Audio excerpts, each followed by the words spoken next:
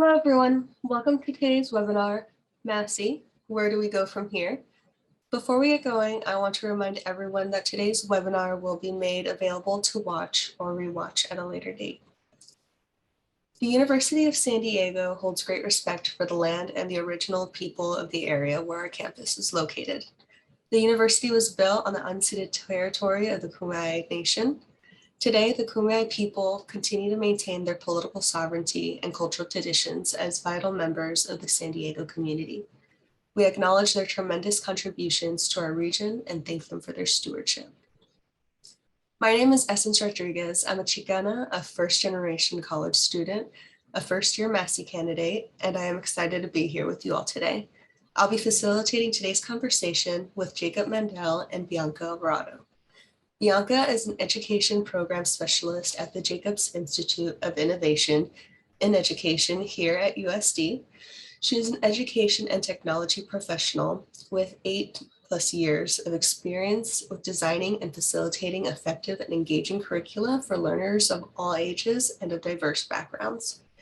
Jacob Mandel is a Southern California community engagement and market lead at Super Pedestrian here in San Diego.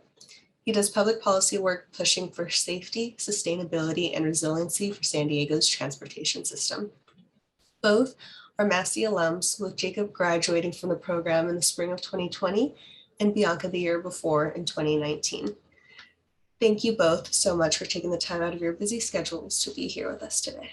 To start, I'd like to ask if you could share a bit more about yourself, apart from the short introduction I just gave.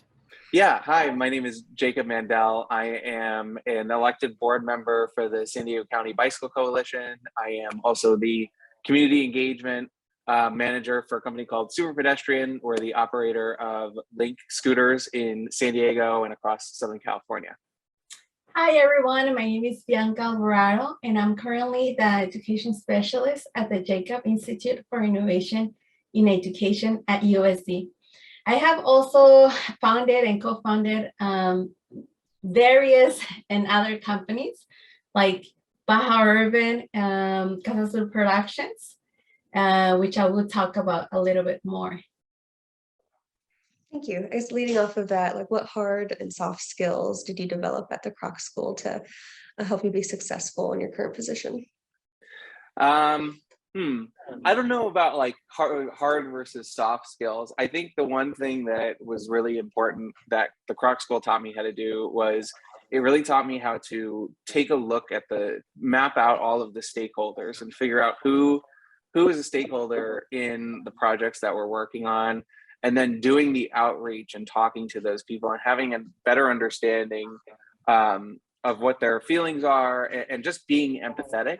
And I think that the Kroc School really just taught me how to go and seek out those people, but also talk to them and get a better understanding of what their feelings are, how they might be affected by a certain initiative or a certain project that I'm working on. And without the Kroc School, I wouldn't have been able to be as successful in doing that outreach. I wouldn't have really been able to be as empathetic as I hope I am today with the people that I do outreach with. And that is, I can sum it into one word, the powerful inspiration that comes behind imagination and storytelling. And I'll explain more what I mean with that. I think as we grow, some of us are very imaginative. When we're growing up, we love to visualize things. Maybe when you were little, you love to imagine and create different stories in your mind, or just did a lot of visual imagination. I know that I did a lot of that growing up in Tijuana. We had an empty lot behind our house, and it gave me a lot of space to be imaginative and think, and just I would sing a lot and just spend a lot of time over there. But I forgot that skill. I forgot about that being creative, that way of being. I forgot all about that as my career progress, as life progress. And at the MASI, at the Social Innovation Master's degree, it was a reminder of how I had forgotten that skill, the ability to use imagination, storytelling, creativity, imagination, in order to design project ideas, especially projects that connect with your audience. I work a lot with youth education in the STEAM field. So it has helped me a lot. At the Kroc School, as part of the social master's degree, I was always participating in different programs that helped me develop this skill more. No, I was part of design thinking classes, but also I think one of the crucial ways that it helped me implement this skill was the ability to be part of different events, programs at the Kroc School where they were implementing that design thinking process. That's great to hear. Yes, and our so actually in the class with Michael Fryer, which is on conflict management and resolution, he's taught us, about reaching out to those various stakeholders and how to cross like economic and social, even racial and ethnic barriers, through like genuine conversations and showing that you actually have that interest in trying to create a better world for the community that you're in and the community that you're hoping to impact, but most importantly making them know that they are a part of the conversation and that their immediate needs and wants do matter.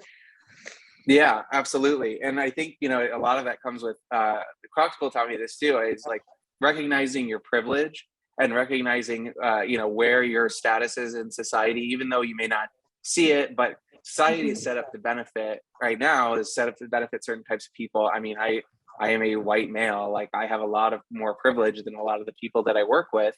And so recognizing that privilege to be able to go out and be an advocate and do the change making was something that's really, I think, both important and something that the Kroc School really teaches, is that you have the privilege of being a change maker and you have to recognize that privilege in order to be effective, especially if you're going to work in communities that have been underserved, communities that have just been not represented as well as they could be, and recognizing that you can make those changes, but you need to sometimes take steps back and recognize the spaces where you're coming from.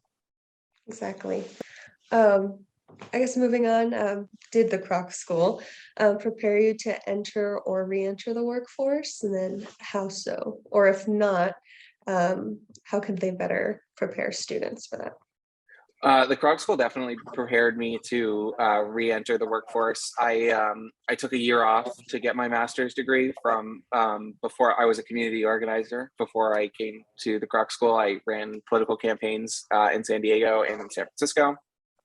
I took a year off to go to the Kroc School, and they really helped me with getting me connections. And I was fortunate enough to graduate in the absolute worst time to graduate ever. I graduated in May of 2020 when the economy had collapsed, and I had the Kroc School was amazing because they actually had set me up with a lot of really interesting job prospects.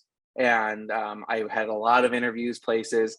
Unfortunately, the economic situation took a turn for the worse, and that's totally not their fault. They completely helped me in getting my work situation get set back up, and then post graduation helped me find jobs and find opportunities elsewhere. So they definitely did help me. I would say building meaningful relationships, helping me learn, but also helping me build meaningful relationships. So what I mean with that is not just networking. It's not just collecting business letters or collecting connections on LinkedIn. No, I mean building meaningful relationships. So starting by, and I'm going to talk to you a little bit of maybe about the process of what I mean with that. Connecting with a professional within your area of industry that is doing work related to what you're doing, right? For example, if we talk about education, that's that's the field that I'm currently working in, tech education, tech within education. Um, I wouldn't just I wouldn't just connect with people working in the education sector, but more specifically people working in the tech education sector that want to reshape education. I think that's my vision of how I see the world, help using technology to help us reshape education and bringing innovative ideas to the field. And so that's what I did. Um, Being able to get that clear, have a clear mindset of where you want to focus, and then start building those meaningful relationship. And I can tell you that up to this day, I have built so many meaningful relationships at the Kroc School. People that I still talk to, people that I still talk to, that I gather feedback from them, that I let them know about the projects that I'm currently working on. But I also provide support if they need outreach. So that's what I mean about when I say building meaningful relationships. So it's not only asking for help, but also contributing to that relationship. Well, that's great to hear. So did they help you with any like networking workshops, resume workshops, and then were they able to connect you with prospective or potential employers? Yeah, they definitely, Kroc definitely connected me to potential employers. I never did one of the resume workshops, but I would assume that if you've never been in a resume workshop or had anybody look at your resume, that would be a great place to go. And yeah, I mean, they definitely connected me to opportunities. I had opportunities at the Kroc School that I would have never had at any other school. And something that I think was really important to mention is that when I was looking for graduate schools, I was applying all over, and something that my parents told me, which I thought about when I decided to go to Kroc School, was, at the end of the day, you have to think about the connections that you're going to be able to make from the school and what the school will be able to provide for you. Whereas, your undergraduate degree might just be sort of like you go there, you go to the school, you get your classes done, you get your BA or your BS, whatever it is, and then you're done. Graduate school is more of a relationship with the university rather than just like a one-way street to getting a degree. And I think it's really important that you look at the connections that the school has, the alumni network, and the people who have gone there in the past. And to me, the Kroc School was very impressive. And I'm looking at the people who had gone there in the past and what they've become. I knew that I wanted to sort of follow in that career path, and that's why I chose the Kroc School. So yeah, there was a ton of connections. And I not just made a ton of friends while I was there, but also just made career connections that I still use today, even though that I've been out of the Kroc School for, oh my gosh, 2 years now. That's great to hear. And especially since you did your whole year via Zoom. Yeah. Even in person. Yeah, no, I did. Oh, I actually did a half a year. I did a year. I went from August 2019 to March of 2020, and then COVID hit, and everything transitioned online. And I can't imagine what doing it over Zoom would be like, mostly just because of the way that the program was just incredible. Being able to sit in a room with so many smart people who really wanted to make a difference was amazing. It was an amazing experience. I'd agree with you. I think this is my first semester here, and the real value has been learning from my peers, not just my professors, and learning from their various lived and labored experiences and their perspectives, whether they've come from a different part of the US or our international students. It's definitely been eye-opening. Absolutely. I don't know where you're from. Are you from San Diego? Yeah, I was born and raised here. Born and raised in San Diego. Same with me. I was born and raised here in San Diego. But getting the opportunity to meet people who had, work experience in New York and Boston and Florida and in Africa and in Europe and in Mexico, like getting those perspectives and seeing those perspectives of somebody who's worked in a completely different place in Southern California. I mean, you're a native, you know that this is a bubble, and this is Mhm. a small little village. San Diego is a very tiny little place, and getting to meet the people that are doing the work at the UN or doing the work in Africa or Asia or the Middle East or in Latin America, it's an amazing experience, and it's something you can really only get at the Croc School. Yeah, I definitely agree. I wanted to ask next, just if it was easy to market the MASI program to prospective employers. I think there's a bit of risk coming to a school of peace and justice, just because of how society perceives, such a program. So how did you navigate translating like the skills you learned here to, a prospective employer? Something that I'm going to say about the Social Innovation Master's degree is that it's housed within the John Croc School of Peace and Studies. And that makes a big difference,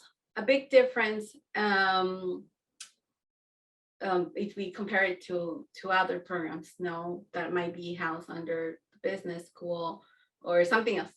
I think being that the Social Innovation Master's degree at the Croc School is housed under a School of Peace and Studies brings a whole different dimension to the program. Because through this program, we look at,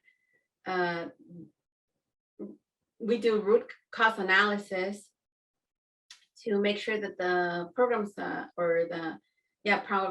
projects that we're implementing are trying to solve the root issues of social issues.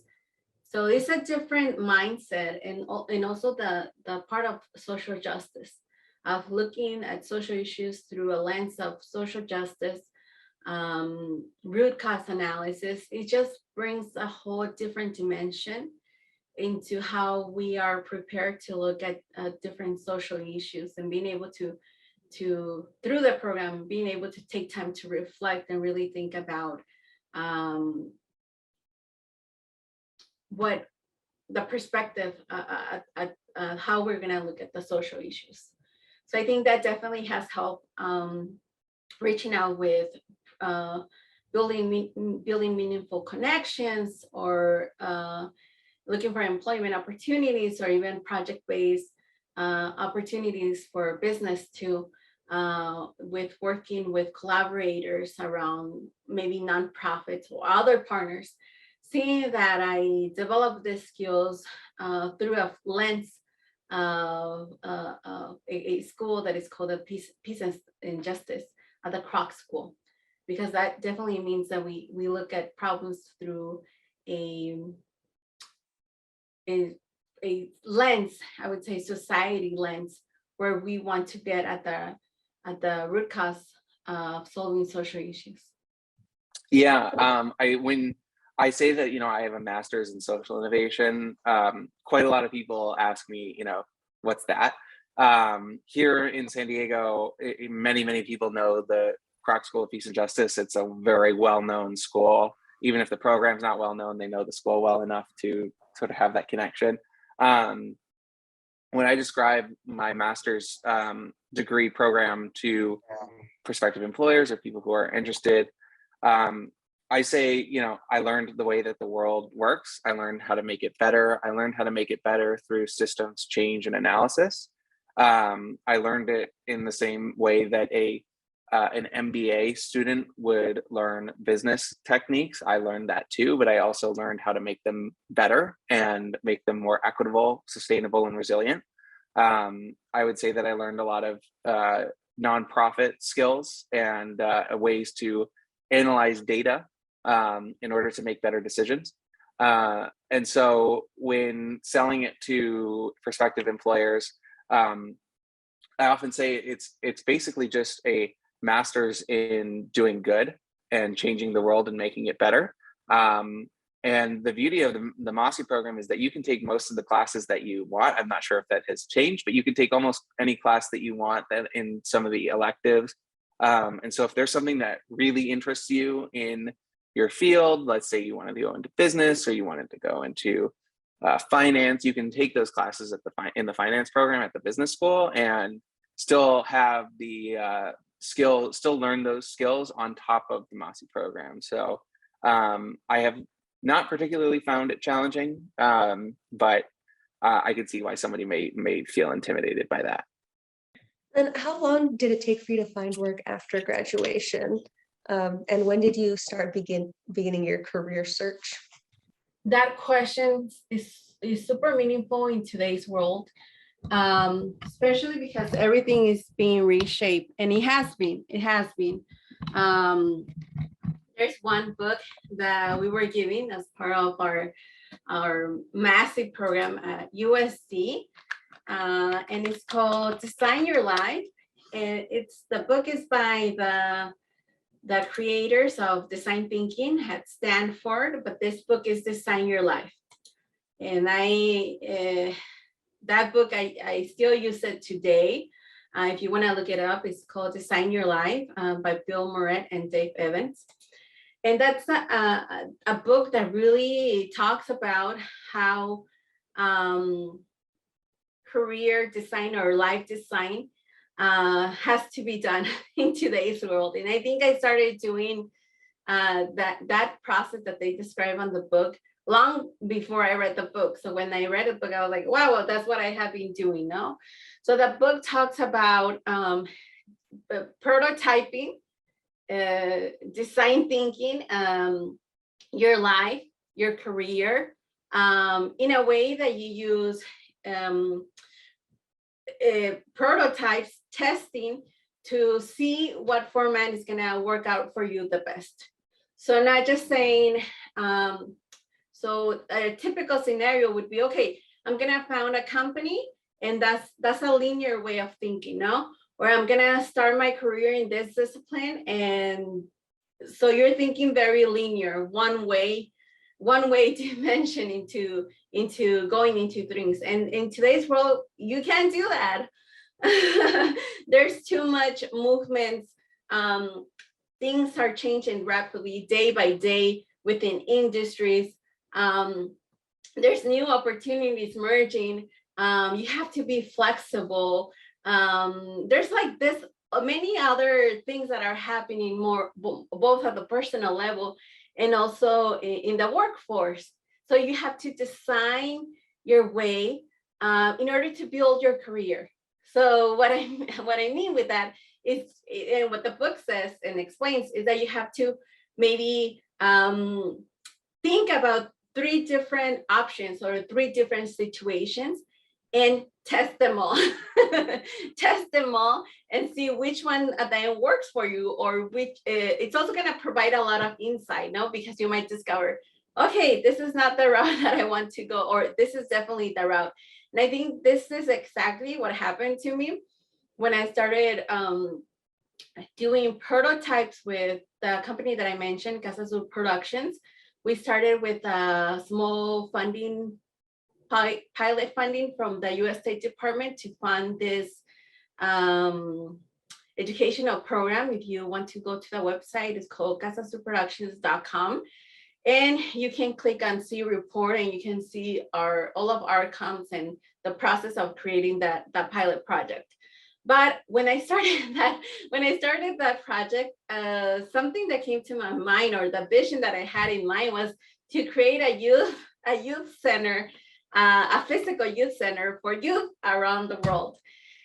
And as soon as I started prototyping, and of course, in the back of my head, I was thinking, okay, I'm gonna be launching our program, Casa Azul Productions, but also this can also help me in my long-term career goals of getting into ed tech, ed and education technology.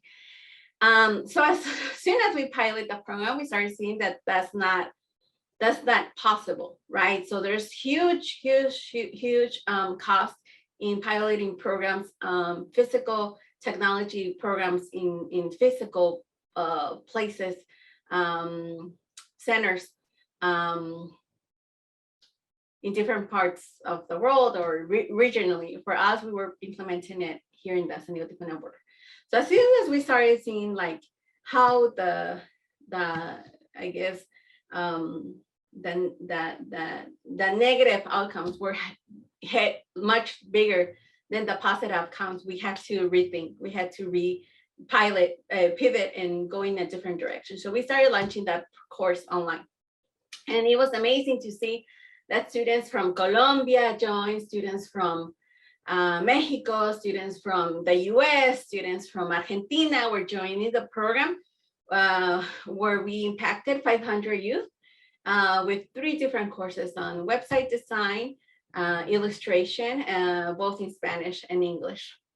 So it was amazing to see the huge benefits that building this course online brought, which were much more enormous and had a lower cost of bringing it to life. No, and from there I realized that I had, once that the project was completed, a new project came to us.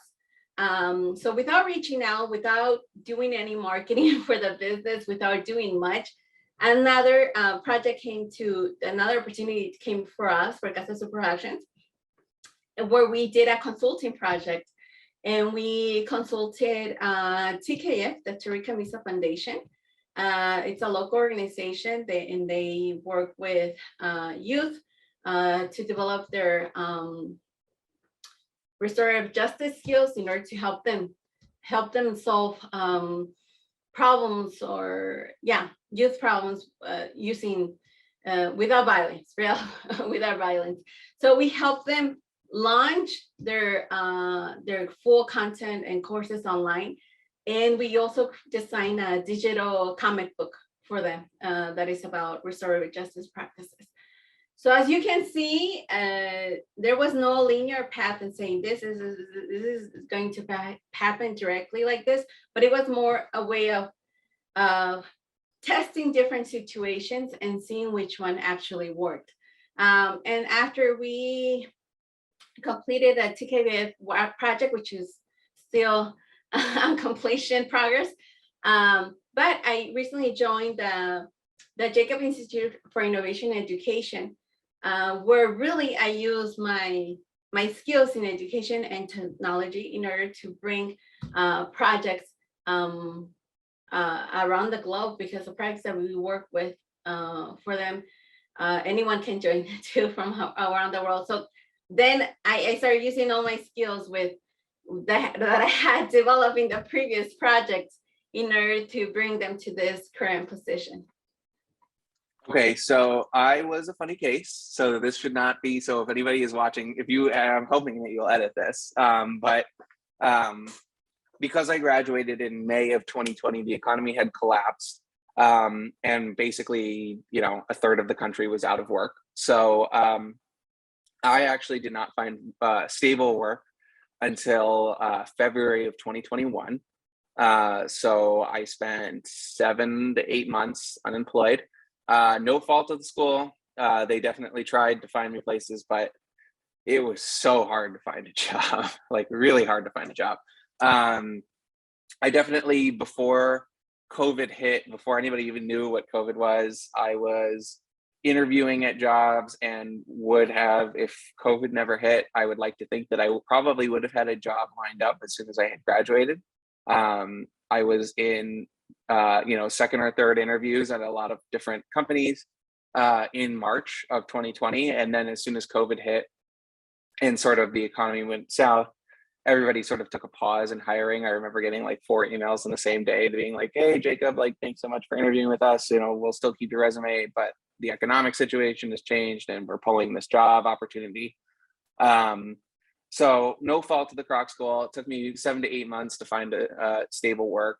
But the work that I found was great, and it still is really good. I love my job, and I love volunteering and doing a lot of the other public policy work that I do. And so, yeah, I wouldn't have been able to do it without the Croc School. Yeah, your situation definitely wasn't unique. In the spring of 2020, I was graduating from my undergraduate degree, and had a lot of friends that they had internships, fellowships, and jobs lined up, and a lot of them were not able to secure them due to, employers pulling those jobs or, internship opportunities because of the pandemic. Yeah. And that, that could be hard. It sucks because, you go through all of this work and, I mean, especially, I know you, I mean, doing your undergrad, that's 4 years. I don't know where you did your undergrad, but 4 years of really hard work that you had an expectation of when you got out of it, you would be able to find more work. And that can be frustrating and that can be hard. And so, yeah, it definitely wasn't unique. And, hope it never happens again. The Croc School will hopefully have set up a lot of their alumni. I'm still in touch with the last year's class. Some people from last year's class had reached out to me and they seem to be doing very well. And so I think that they've, with the economic situation recovering, I think it should be good. Is your current job directly related to the MASI program? And if so, how? I would say yes. So a huge part of MASI was helping us rethink ideas, think creatively, thinking a different mindset, putting our creative hat thinking often with different projects that we were involved in.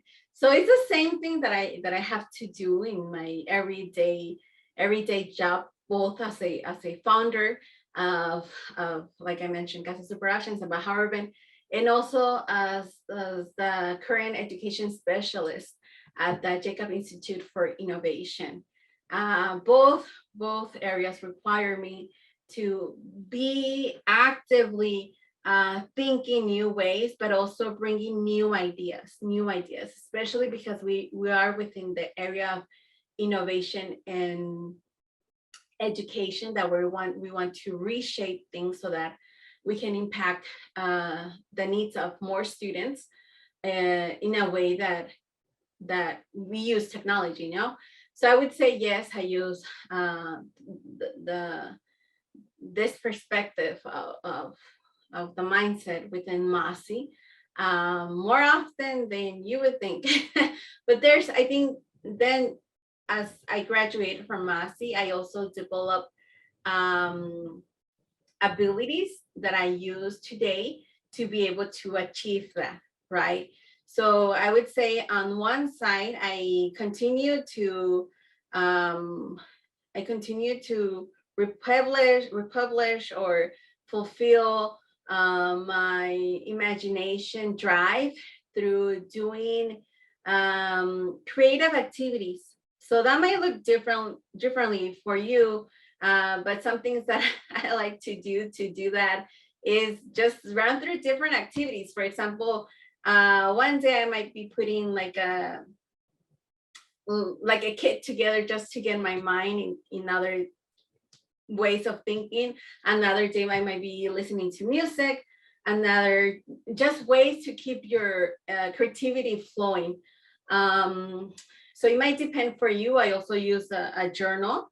I do journaling. I also sometimes go to the park or go to a green area to just let my mind flow.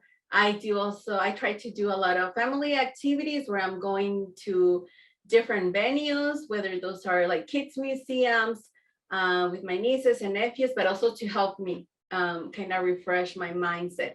The MASI program, what's really interesting about it in terms of like the, comparing it to my undergraduate program, is that it really just unlocks you have a lot of these questions when you graduate your undergrad, and about like how things work and how to make certain changes. And MASI really sort of unlocked those questions for me and gave me the tools to answer them. They didn't answer them for me, but they gave me the tools to be able to go answer them on my own. And I think that's something really important if somebody's watching this and thinking, I have a lot of questions about the way the world works, and I think master's program would be the way to do it. I would 100% agree. Great. And then I just had a few questions about your current position. Like what does your day-to-day look like, and are you enjoying your work? So it really depends. It's different every day. I would invite you to the innovation lab.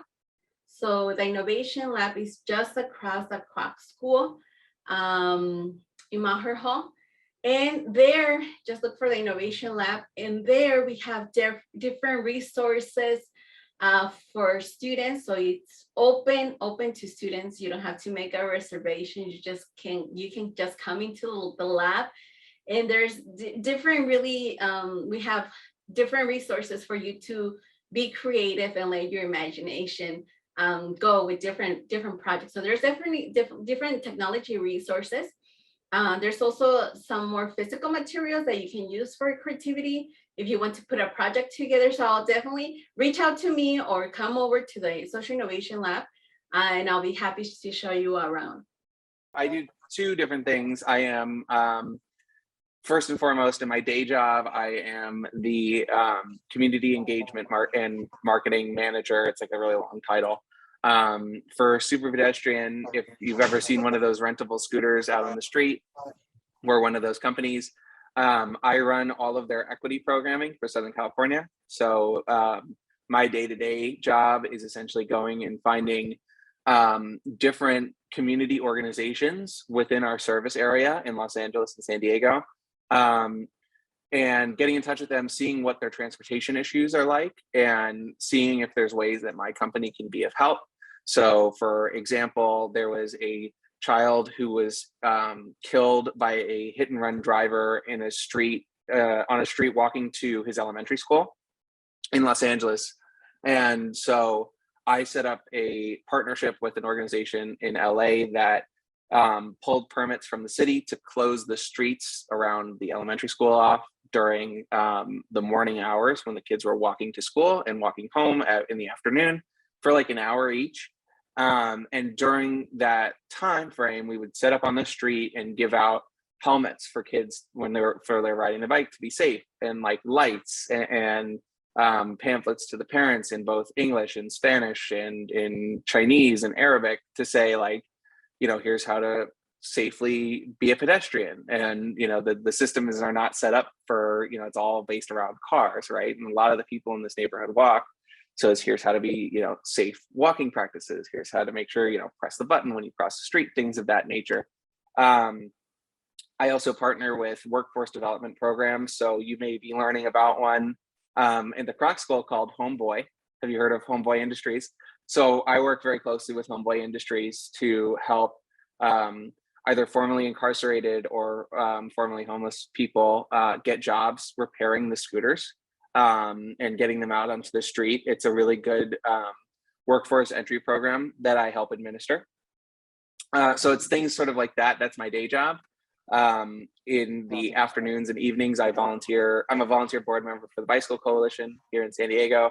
And so I work with all 18 cities around the county, including the city of San Diego, city of Oceanside, city of Chula Vista, to make cycling and walking safer for people. And so that there's a number of different ways that happens. Every day is sort of different, but it mostly entails meeting with elected officials and city officials to discuss how things can be safer. That's very neat. I know we receive a lot of international students at the Croc School and students from all over the US, and the city is definitely not set up for people who are trying to bike to school or even have, you know, decent routes for how to bus to school from different parts of the city. So it's great to know that there are people out there trying to find, you know, safe ways for people to get around. Yeah, thanks. I actually, before, when I went to the Croc School, I was one of the only people who didn't drive to the Croc School. I actually couldn't afford a car at the time. I maybe can afford a car now, but don't have one. But at the time I couldn't afford a car. I took the bus and the trolley to the Croc School. And that really, I really got to see a lot of the issues in that neighborhood. And if you know Linda Vista Road, the main road that runs alongside campus, there are a lot of people who run back and forth between campus and the other side of that street because that's where a lot of students live. I'm working on a proposal with the city right now to make that street safer, put in some bike lanes, put in some crosswalks and lights and things like that. So yeah, I definitely saw that issue at the Croc School a lot. And you're right, we do have a lot of international students who do come and, you know, live in countries where we sort of think about these things a little bit more, and we recognize that like the way that our systems are set up is not great, and not safe for people who want to bike, walk, or use the bus. And so repairing that wrongdoing from the past and making it safer for everybody is something that I really care pretty deeply about. So to answer your question in a really long way, yes, I really do like my job. I get to do a lot of cool things. Yeah, so right now with my current role, I'm going to be part of different conferences, attending different conferences within the education industry, starting new projects, helping lead other projects. So yes, it's all about projects. So it's definitely my area, the expertise area that I develop through the different projects or startups that I have been part of. That's great to hear. I think one of the main concerns for people looking into grad school, and maybe even more specifically here at the Kroc School, is trying to find employment opportunities afterwards. We're not a business school, or this is an undergrad. You're not taking courses to go into accounting or law school to become a certain type of lawyer. Like there's not a direct career path for students at the school, and even in the MASI program. I think that's just a risk that students who attend have to take, but all for, the good that everyone hopes to accomplish post-graduation. Absolutely. And I think regardless of whatever you're going into, you'll find a way to make it work here at the Kroc School. The reason why I love my program so much is just because I got to study whatever I wanted, in the context of social good and making the world a better place.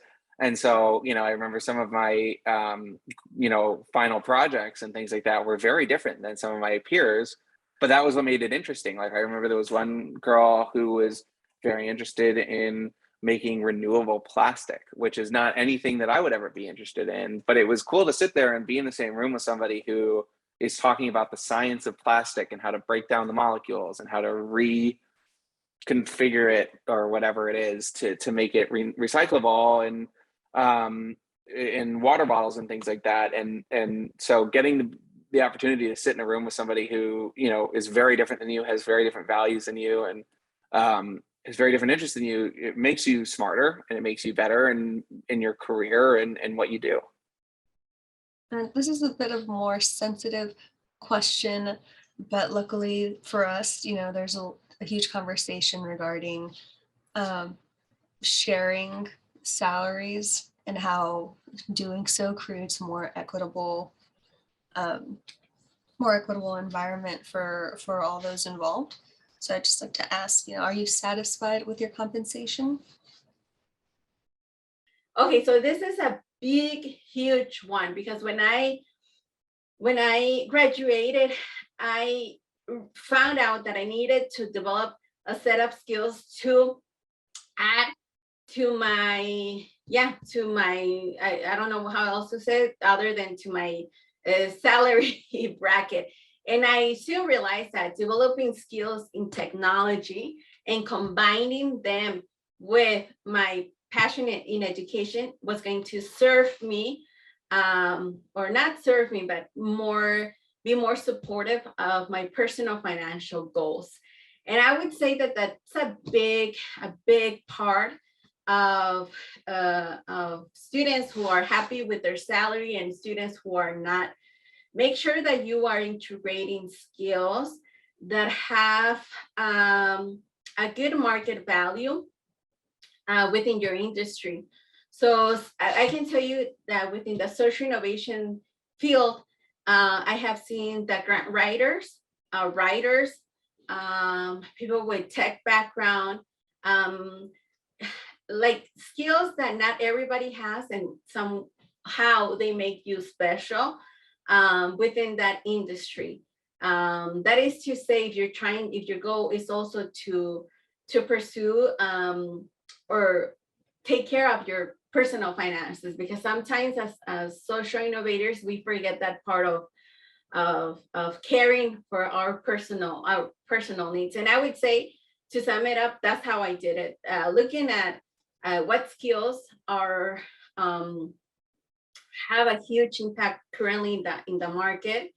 For example, programming, designers, somewhat, if you bring it to the UX design aspect, and all those skills of grant writers, writing, all those skills sometimes we don't have, and you can start your project to start learning how to implement it or gain knowledge. And that's exactly what I did. I didn't have skills in technology, and I found it Casas with Productions, and that's where I did develop all my skills in ed tech. So I would say don't be afraid to start your own projects in order to develop those skills and learn as you go. But I'm happy to say, yeah, that yes, I'm really satisfied with my compensation, salary, and also I think that as a founder, I have been able to bring good resources to the startups that I've been working on, because I'm on the edge of innovation. So I'm currently learning about virtual reality, NFTs, blockchain. So those are areas that I might not fully master, but are those definitely areas that I'm currently within my work, within my personal life, actively seeking knowledge.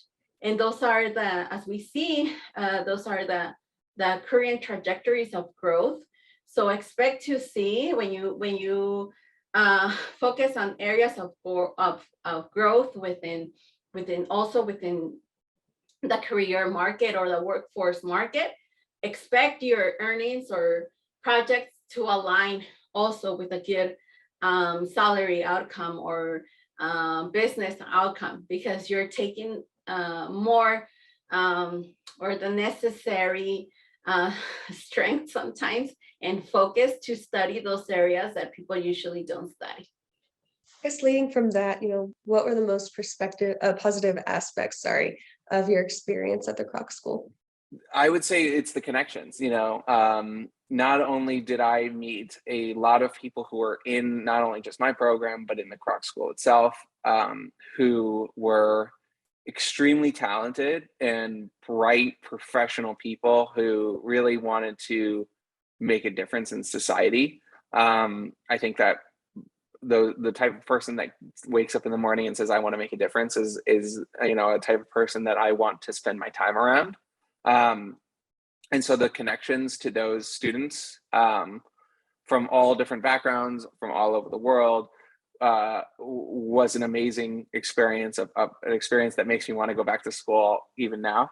And then I would say the other, speaking about connections, the professors at the Kroc School are incredible, are professionals who have worked in these industries for a really long time, who have the experience to not only take these concepts and teach them to you, but actually show them in real life and how they work and how to make things better and more equitable for people. They have that experience doing that in their professional careers. And then, the connections with your professors sometimes will result in amazing connections that you could have never thought about. So I don't know if you've ever heard of the Associated Press before. So, in case you are cut any of this part out, but I know you know it, but the AP the Associated Press is the main world press newswire. And I had written a paper about it. And one of the professors, Paula Cadero, said, I actually know the CEO of the Associated Press. Would you like me to make an introduction? And so I got to interview the CEO of the world's biggest media company and have a normal conversation with him for like an hour about this project that I was working on, all because the professors just happened to know him, and so those type of connections, I don't think that you would be able to get in other schools. I think it's really important to, when you're looking at schools, look at what the professors have done in the past, your connections to those professors, and see where their connections lead to. Who else do they know? Do they sit on boards? Do they sit on any sort of commission? Do they sit on, some sort of nonprofit? So yeah, positive experience is just the connections that you make with students, the professors, and the professors' connections. I agree. I definitely have seen a lot of that, even just in my first semester of professors and even the dean, like making those vital connections for students, based on their career interests or, even just what they're interests are like in the day-to-day during class. And then I guess to round us out, do you have any words of encouragement or advice for prospective and current students? Okay. Yeah. I think it's great to connect with students and prospective students or students who are currently part of the MASI program. First of all, please reach out and connect on LinkedIn as Bianca Alvarado. You can find me everywhere, Twitter, LinkedIn are the ones that are more I'm actively working on, and you can see and follow the projects that I'm working on and see how I integrate maybe the MASI program or other thinking ideas behind the projects that I work on. So please connect. I guess something that I would say, I'll split it up. So for future students, I hope that you're able to align your future career goals and life goals with those of the MASI program. And I think that's what came from my experience, was that I was really clear on the trajectory that I wanted to go in. I didn't join the program just because I didn't have anything to do, or because I didn't have any other options, or other reasons that sometimes students join a program for. Those are the wrong reasons, and you might end up being frustrated. So don't do that. Make sure that you're clear on what your goals are. If you're not sure, if you're not clear, that's fine. There's other projects, or speak to a mentor advisor so you can get a clear mindset behind what you're going. I think that's what brought me that's the most significant experience at the Kroc School, at the MASI program, that I was able to take full advantage of many programs, and that's with the support of many people there, was because I had a clear mind, a clear goal, a clear view, a clear trajectory. And if you don't have one yet, make sure that you invest yourselves in reflecting, thinking, seeking out mentors, seeking out support before joining the program. For those students who are already part of the MASI program, I can say take full advantage. I know right now it's tricky with the whole pandemic situation, but try as much as possible to build those meaningful relationships that I talked about. Especially sometimes professors have things going on. They might want to put together an event or a project, and you might be able to support them. That way you can get real life experience. If you're on the fence about doing a master's program, regardless if it's MASI, if it's even at the Kroc School, my advice is just do it. Every single person that I've met who holds a master's degree, regardless of where it's from, is equipped with the tools necessary to make large scale change in whatever field they go into, whether it's business, whether it's finance, whether it's being in the film industry, in marketing, in nonprofits, in government. Having that master's gives you the tools and the skills that you need to be able to be really successful and to move up the ladder and make large systemic change happen. And so if you're on the fence about doing it, my advice to you is do the master's, regardless of where you go. I would love it if you went to the Kroc School. If you don't go to the Kroc School, I would say 100% go get your master's. It is 100% worth it. All right, thank you so much, Bianca and Jacob. It's been a pleasure getting to know both of you more and to learn more about your experiences here at the Kroc School and now in your current positions. And thank you again for taking the time out of your busy schedule. I wish you the best in all your future endeavors.